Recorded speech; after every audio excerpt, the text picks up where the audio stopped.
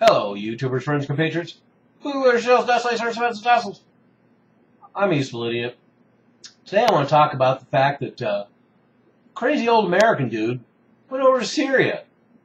Yeah, that's right. Senator John McCain went over to Syria to visit the rebels. And this is strange for a number of reasons. Obviously, it's a headline grabber because he could have easily met these so-called leaders in Turkey.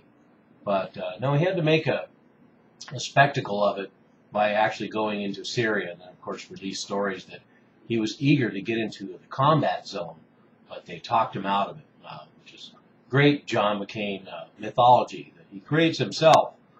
Like all politicians, who could forget Hillary Clinton getting shot at, getting off a plane in Bosnia. And that's part of her self-created mythology. But John McCain is all about self-created mythology. Here's a guy who sold out Vietnam, made propaganda films for the enemy, and received special treatment.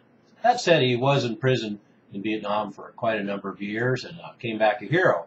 That's when he dumped his wife and married an heiress to bankroll his political career. And it turns out his father was the one who was in charge of covering up the Israeli attack on the U.S. ship USS Liberty.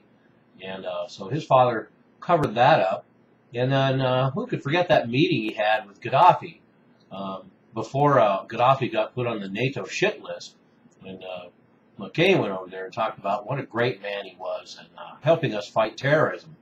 And then the fact that he works with the unholy triumvirate of Lindsey Graham, John McCain, and Joe Lieberman. I've mentioned Lindsey Graham recently because he wants to get into war, and his buddy John McCain now wants to get into war too. So John McCain wants to get us into the Syria war, and Lindsey Graham wants us to get into the Iran war. But you know, they're both kind of into both of those wars, and they talk about it a lot because they spend a lot of cold winter nights together. And this is the same John McCain that doesn't really know the difference between Sunnis and Shiites, has no idea where the borders are over those countries, although he knew how to cross from Turkey into Syria, so he knows about that border. And I think the primary purpose was to, first of all, embarrass Barack Obama, because it doesn't seem like Barack Obama had authorized this visit. I could be mistaken. And so for that reason, he's circumventing the sitting president. And I know all the Obama haters don't have a problem with that, but I don't see, even though I hate Obama, I don't really get into the Obama hating. I just see the hypocrisy of the fact that if a liberal senator went to, say, Afghanistan and tried to stir up trouble outside of the president's official policy, in that case Bush, then there would have been hell to pay. But anyway, I digress. But, you know, I'm sure Lindsey Graham would have gone over to Syria, except he's gay, so they had to send John McCain. So that makes a lot of sense. And I hope John McCain realizes it's kind of like going over to Syria and meeting with Syria's version of the Viet Cong. So he's essentially meeting with the Viet Cong in Syria. And, you know, it kind of makes sense.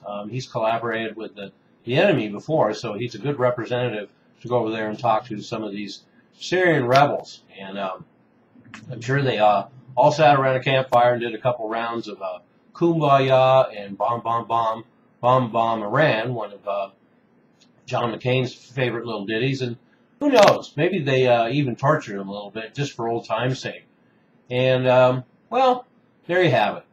You know, it just makes one ask, where's a terrorist when you need one? So there we have it. John McCain, some crazy old American dude, is over to Syria. So big story here. I'm a useful idiot. Don't you be one too.